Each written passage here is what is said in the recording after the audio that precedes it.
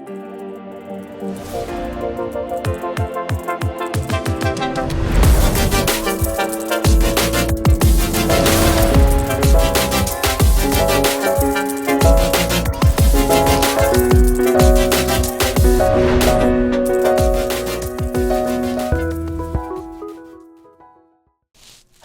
and welcome to One Talk Show. One Talk Show is a weekly program broadcast on OROMIA11 from Twin Cities of Minnesota. Today is, as you may know, today is Thanksgiving in the United States, and happy Thanksgiving to friends near and far and to my guests from the East Coast. Today we have a special guest. Our special guest today is Professor Alex DeWaal.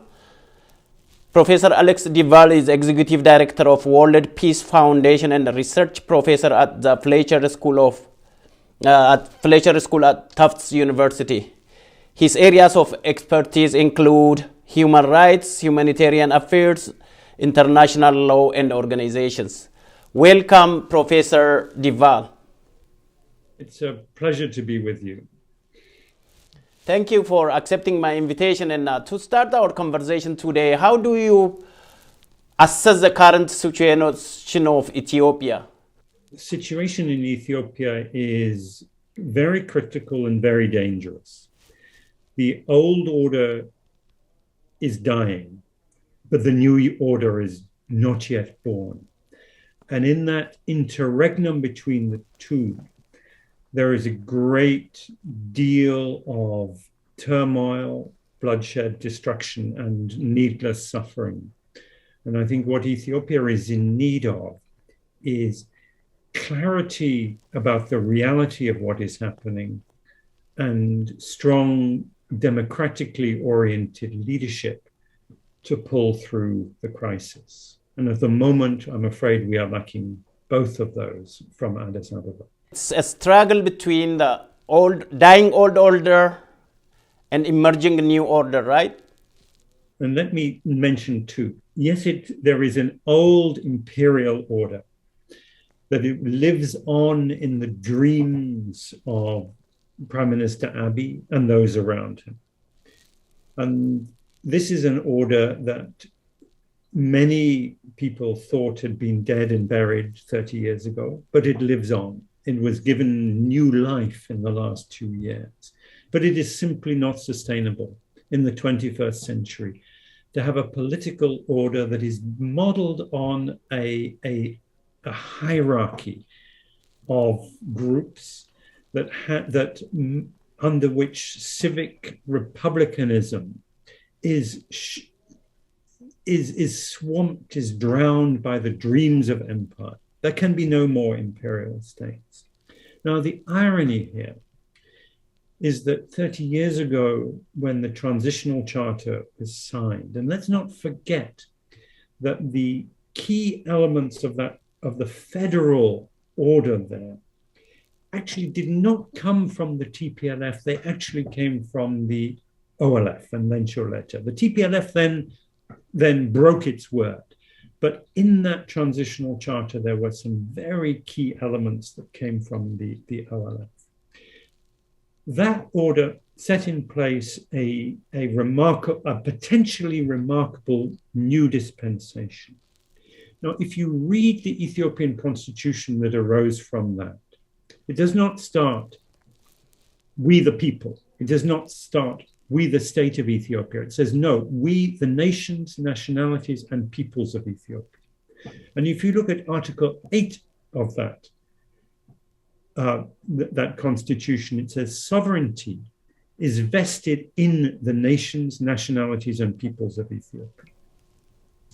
Now, so the irony that we have today is that it is the government that is rebelling against the constitutional law, seeking to tear up the constitution. And it is the so-called rebels of the Tigrayans and the Oromos and others too, that are seeking to protect the constitution. And I think whenever the issue of sovereignty, constitutionality, territorial integrity is raised at the African Union or the United Nations, it would do very well for those diplomats who raise it to read the Constitution and recognize that the legitimate sovereign order is not vested in the central executive. Part of it is, but essentially it is invested in the regions and peoples of Ethiopia. And that the territorial integrity of Ethiopia is not a treasured inheritance from the past. It is the voluntary coming together of the nations, nationalities, and peoples of Ethiopia. And so it is the assemblage of Tigray, of Oromia, of Amhara, of Benishangul, of Somali region, etc., that is the territorial integrity of Ethiopia. And I think if those fundamental constitutional realities are recognized for what they are, both a political reality and a legal reality, then I think we have the beginnings of a solution. That's great. So the imperial legacy was hibernated for the last 30, actually, I can say from 1974 onward up until today. And these two groups or these two views might not be reconcilable. And as a segue to the diplomacy, and that recently Mr. Feldman and Mr. Blinken was in Africa and in Addis, both of them shuttle between the Ethiopian government and the Kenyan government and the OAU mediators. Do you think that this shuttle diplomacy does frame out to negotiate and to bring these two irreconcilable views of the dying old order vis-a-vis the emerging new order? No, let me be very candid. I don't think the international mediation is getting anywhere. It's the three key mediators are former Nigerian President Olusegun Obasanjo, the current Kenyan President Uhuru Kenyatta, and Jeff Feltman, the US Special Envoy. And the Kenyans and the Americans have been working very closely together. Obasanjo is formally the head of it, but he has not been coordinating so closely. And he was initially, when he took his position, he was clearly aligning himself politically with Prime Minister Abiy. Now, what's very interesting is to track what Obasanjo's position has been, because he was the most sympathetic. In fact, on his first visit to Mekelle, and after that, subsequently, he immediately got the African Union to convene its first meeting of the Peace and Security Council on Ethiopia since the war began. And they endorsed his position. And they essentially endorsed a formula that would be, they thought, very acceptable to Prime Minister Abiy. They were wrong. Abiy threw it back in their face. He said, I'm not mediating. It was a formula that rejected sanctions, rejected outside interference, gave Abiy more or less what he wanted for negotiation. He was not ready to negotiate. After his more recent visit, it is interesting to see how Obasanjo's views have shifted. And here we can turn to his close friend and confidant, Greg Mills, who runs the Brenthurst Foundation, of which Obasanjo is the chair, which helps finance Obasanjo's activities. And Greg Mills went with him on this last trip. And what Mills was saying was two things. One is, he said, the Ethiopian National Defense Force no longer exists. He was very candid. He said the army is not in existence anymore.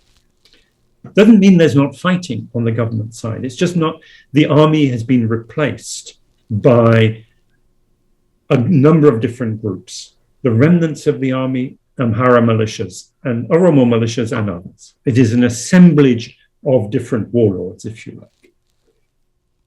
And my implication, the conclusion I would draw from that is that in a country like Ethiopia, if the army is constructed in a certain way, the state is constructed in the same way.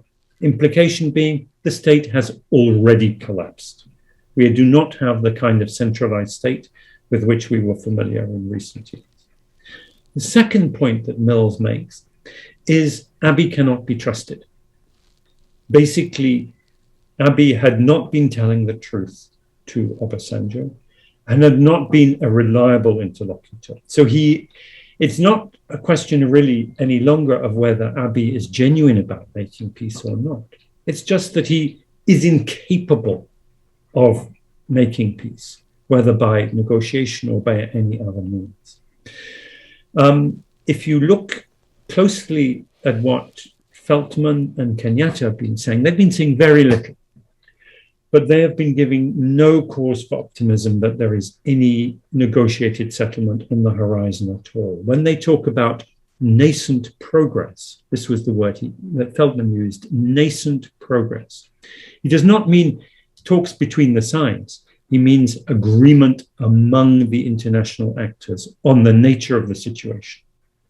And that agreement is that it is a terminal crisis for the state. And as you will have seen, all foreign embassies are evacuating their staff. That's great. So if the preventive diplomacy didn't work, and the shuttle diplomacy didn't work, and the mediation diplomacy didn't work, so what would be an option? What we are headed to is a military solution. And the military solution is frightening because we don't know where it is heading. I am personally terrified because all of those of us who have studied genocides in the past will point to 4 or 5 different factors that make it likely that there will be mass ethnically targeted killing. And these include fear. There's no doubt that Abiy and his constituency, and he really does have a constituency. He's not like Mengistu. He has people who passionately believe in his cause, and they are frightened. They are frightened because they are frightened of the Tigray Defense Forces and the Oromo Liberation Army and others. So they are afraid. We have the collapse of the coherent professional command and control of the military. And instead we have the arming of ethnic vigilante militia. And everywhere in the world where you have ethnic atrocities, it is exactly that is the feature of it. And they are not only armed, they are whipped up by hate speech. There is incitement to violence in the media and intimidation of independent media and of anyone who calls for peace or for moderation. That middle ground is eliminated. It was eliminated in social media some time ago. It is eliminated in the official media and in public utterances. And then we have large numbers of people who are extremely vulnerable. Thousands, probably tens of thousands of ethnic Tigrayans who are interned in police stations, in construction sites, in different places in Addis Ababa and other locations. We have already large-scale killings in Western Tigray, which is still occupied by the Amhara and the Eritreans. And we have many Oromo political leaders and others also in detention, very, very vulnerable. And the international community is not calling this out. The international community has been focused on trying to get a ceasefire and is now focused on trying to save its own citizens. So the situation is extremely dangerous. And I really worry for what the next step will be.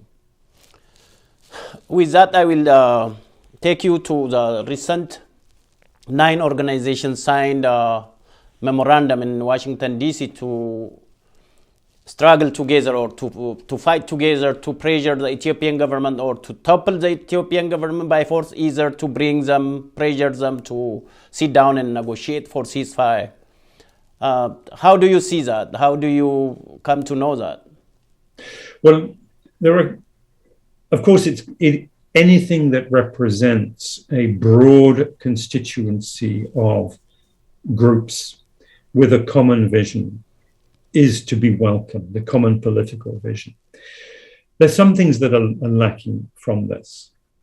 First of all, the process leading to it was rather opaque, and for many people that reminded them of the way in which TPLF conducted its very secretive politics in the past. So that was worrying. Second, of course, there are no Amhara there, and the Amhara have to be part of some political solution, and because the Amhara, will be they've lost an empire. They have not found a new political role. And if they are embittered and divided and feel betrayed, there is a problem. And I recognize it is very difficult for others in opposition to reach out to the Amhara, but the attempt must be made. But the biggest issue here is that the Oromo Liberation Army signed on behalf of the Oromo. But of course, there is a huge constituency of leadership there among the Oromo, including many who struggled non-violently for democratic change, who have larger constituencies, greater legitimacy, and greater credibility when it comes to democratic politics. And it is crucially important that the leadership of the Oromo comes together at this point, because the reality is, as we speak, the Tigrayans have defeated the Ethiopian National Defense Force on the battlefield, but they have not won a military victory. They are not going to be acceptable as a controlling power in Addis. And they have their own issues too. The best among them recognize that their politics has not been democratic, has not been inclusive, transparent, etc. And they need to sort that out. So, as it were, the opportunity for national, that is pan-Ethiopian national leadership, lies at the feet of the Oromo leadership today. And there is a vacuum there. And it is for the Oromo political leadership to come together with a common platform that says, okay, this is our moment. We have missed historic opportunities in the past. Let us not miss this one. And to take all the political steps necessary to assure everybody else that what they have in mind is a democratic, inclusive future under whatever constitutional formula may be agreeable. Thank you very much. Let us talk about the continuous behavior of Ethiopian regime, blaming the Western medias, even Western intellectuals, those who do research, even including yourself. They say that sometimes I read on even their major media outlets, national media outlets, that they blame intellectuals who do research that as they were paid by TPLF or bribed or to do things, and then they blame the major mainstream Western medias like BBC, CNN, Agence France Presse, Reuters, Associated Press, everybody. And they say they are lying, they are interfering into territorial integrity and the sovereignty of the country. And they are labeling this as if the Western, actually the white Western countries are trying to wage war to neo-colonize the country. And how do you respond to that blame and to that unfounded, flawed news? It is a joke. It is laughable. I honestly think it's tragic that they have descended to those depths. And of course, they don't allow journalists in. They don't allow journalists to the front line. They don't allow journalists to Tigray. They don't allow any independent media. And if we were to believe what Prime Minister Abiy had said over the last year, this was a small police enforcement operation in which not a single civilian was killed. There were no Eritreans present. They were rounding up the remnants of the TPLF. There was no rape, no hunger. when he presents the what he claims are the child soldiers from the Tigray Defense Forces, they only speak Amharic, and you can hear in the background that the answers to the questions are being whispered into their ears. And all you have to do is look at the map. The Tigrayans are within 200 kilometers of Addis Ababa. Who has been telling the truth? The facts speak for themselves. That the relentless nature of the intimidation on social media and within Ethiopia physically has made it very, very difficult for diplomats, journalists, people such as myself to be heard, even those who are the most sympathetic to Abiy, like President Obasanjo, like Greg Mills. The best friends of Abiy are now saying to him, "We don't trust you any longer." That speaks for itself. Thank you. Let me segue to human rights. Amnesty International, Human Rights Watch, UN Human Rights Commission, and different human rights institutions, they release reports. And the Prime Minister of the country publicly was speaking that there is not a single civilian was killed in Tigray during the war, while National Defense Force, Amhara militia, Eritrean forces, and the regional militias were waging war inside Tigray. And how do we believe these reports coming out without an independent, verifiable investigation? The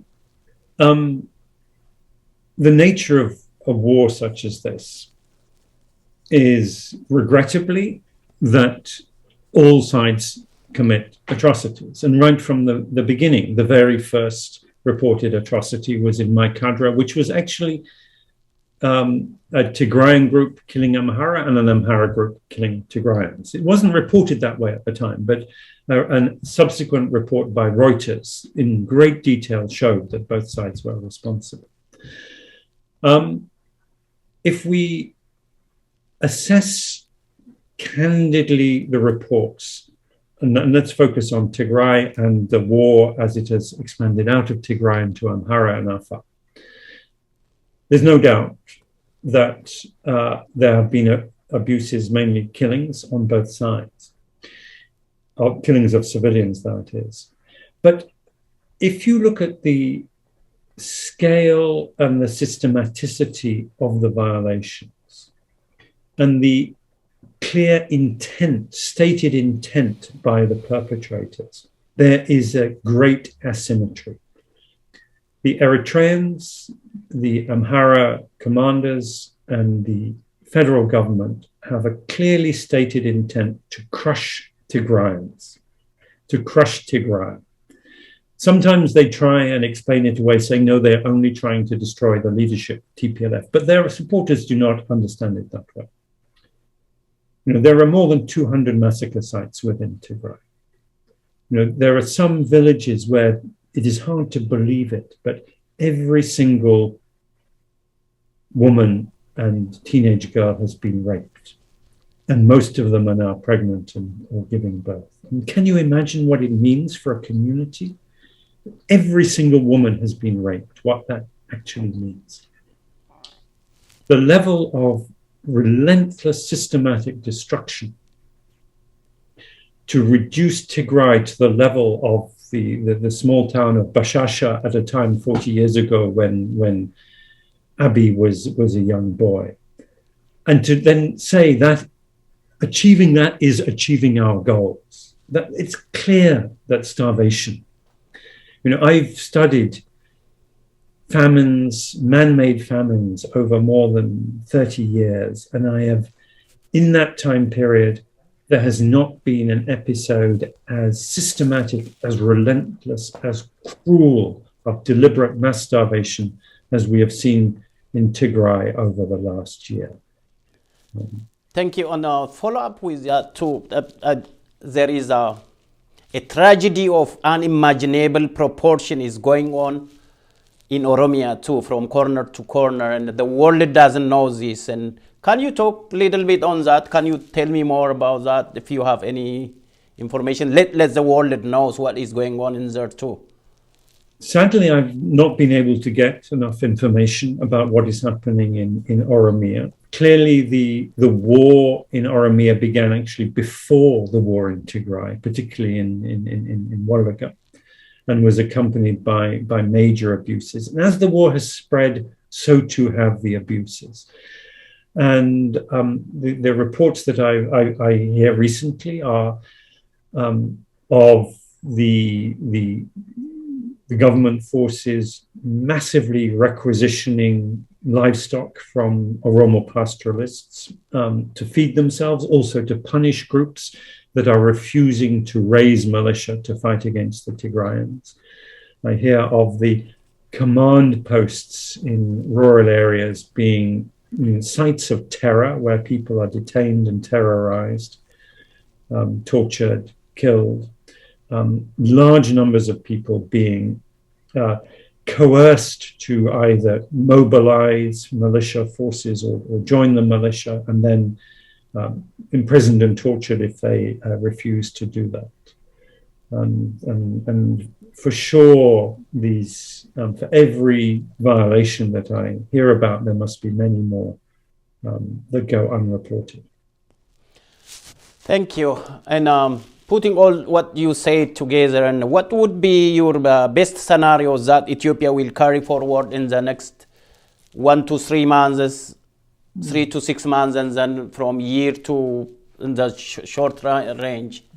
Yeah, I think the best scenario for me is a candid recognition of the reality, which is that the state has failed, it has collapsed. And it's not because, and my critics will say, that in saying that, I wish the state to fail, or I wish Ethiopia to collapse. That's not the case. I'm simply describing a fact.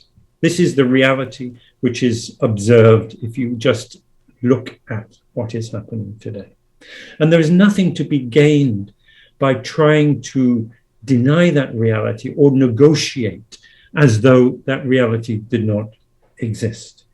And I think this is perhaps the biggest problem that the mediators face. And they have no formula for mediating a solution to a state failure when those in office of the failed state refuse to admit that that state has failed.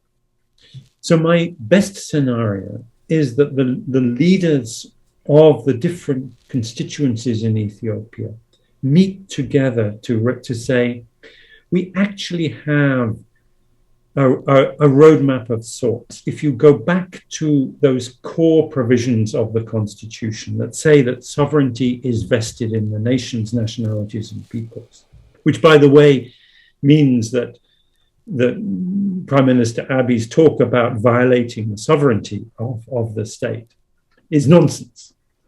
He is the one who has violated that sovereignty. By the way, he is the one who invited in the Eritreans to violate that sovereignty. But if the leaders of the different nations, nationalities, and group communities, constituencies in Ethiopia could come together and recognize to say, actually, we need to agree on a new formula for taking Ethiopia forward, starting with security. Actually, not necessarily starting with the constitutional order, but starting with basic security. Because the fact of the matter is that when the central army collapses, the security of every community falls back into its own hands.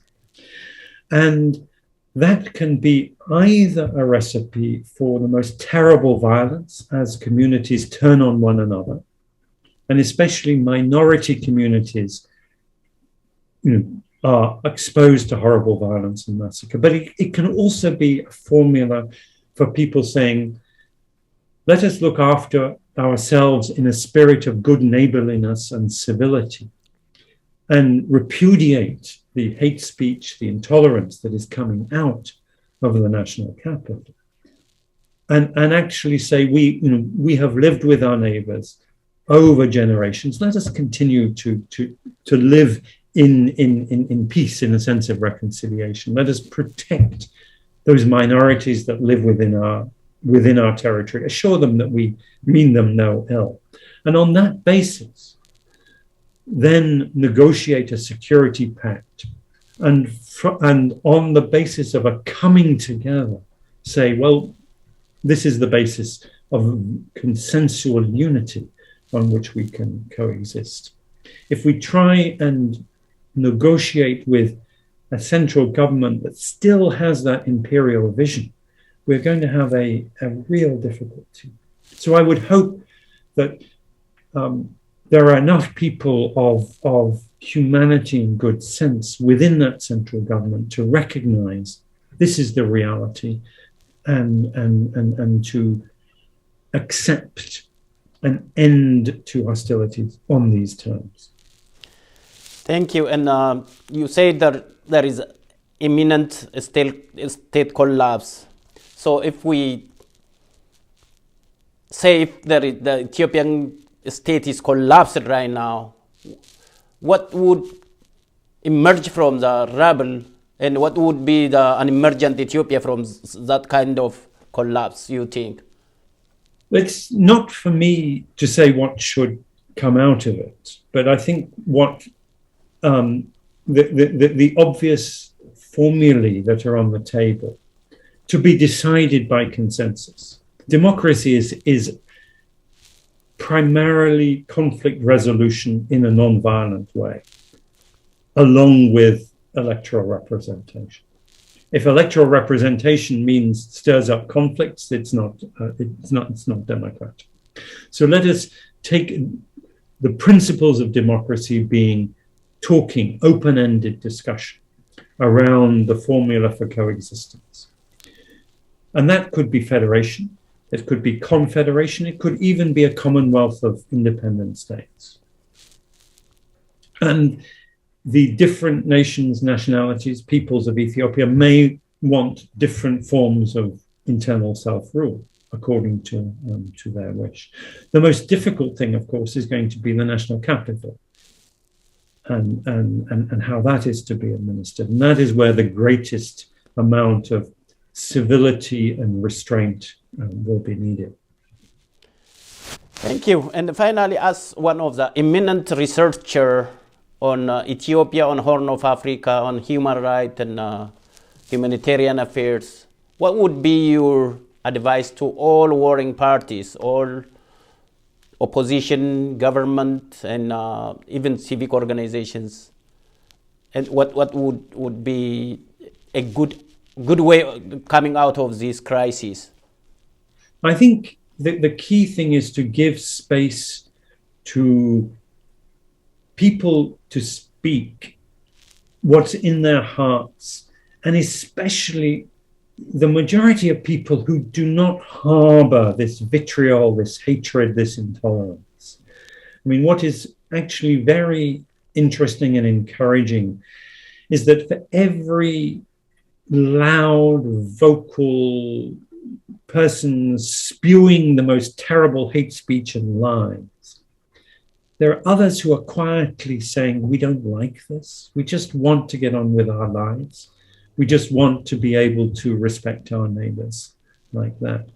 And I think if the social media and all the media can actually give a space for that type of humane civil discourse and can protect people who want to send these messages, then I think that will be something very, very positive at this time. Thank you very much, and I reserved this personal question for the last, for ending my conversation, because if I put at the start of the show, people might listen to that and then disappear. So I read from your biography, you know Ethiopia or Horn of Africa since 1980s. When is your first time visited Ethiopia, and what did you like about that country? My first visits to Ethiopia and Eritrea were in the 1980s. I went to Addis, I went to Wollo, I went to Asmara, and later on went to Tigray.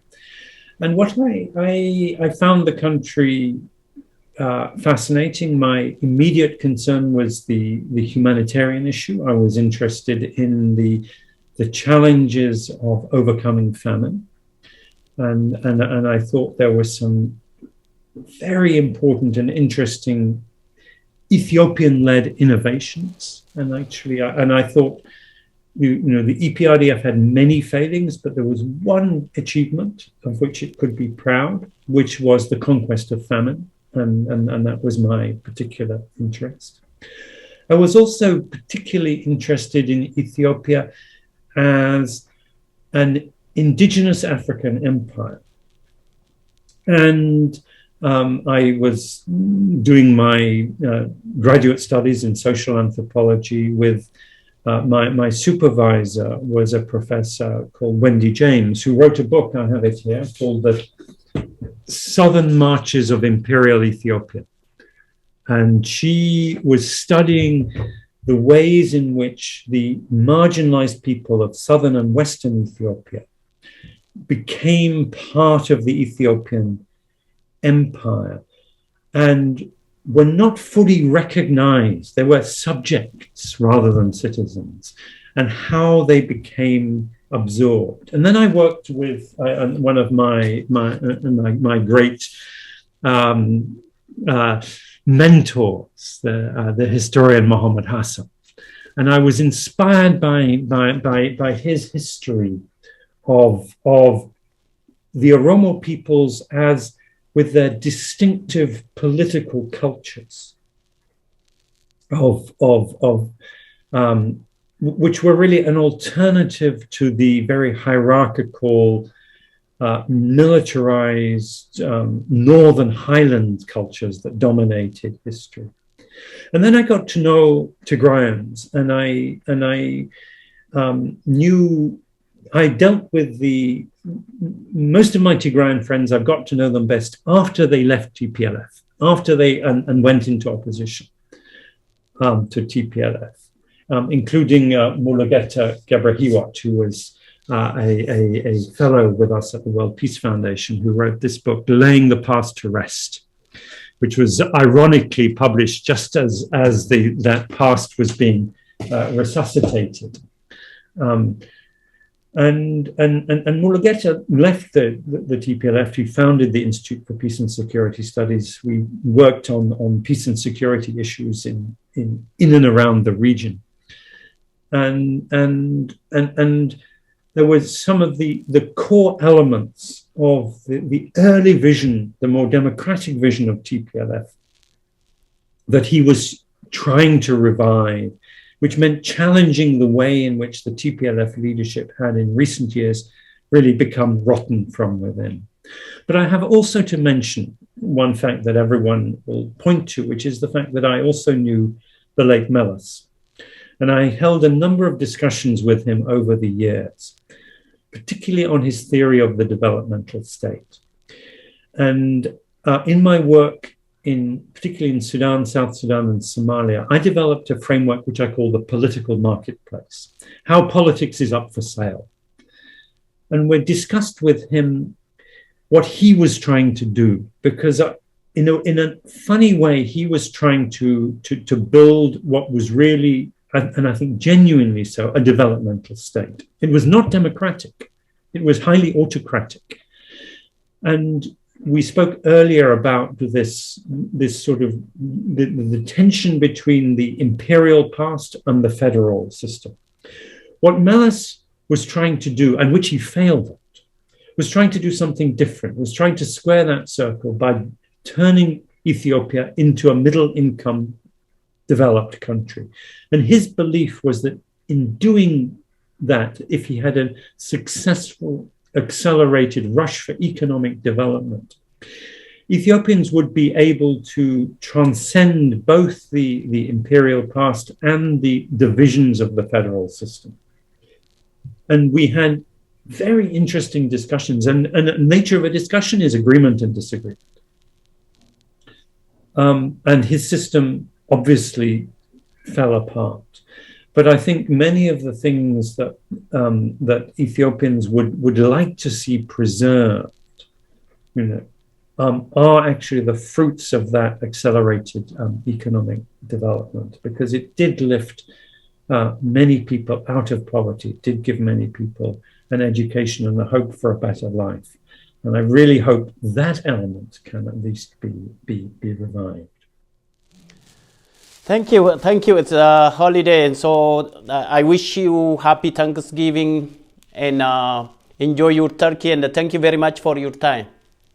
Thank you. And I really, at this time, I mean, I think we have to think of all those tens of millions of people all across the different nations of Ethiopia who do not have enough food to eat on a day like this, who actually are hungry and you know, feel solidarity and sympathy with all those mothers who cannot feed their children, all those people whose plates are empty. But really, a happy Thanksgiving and hope for a better future.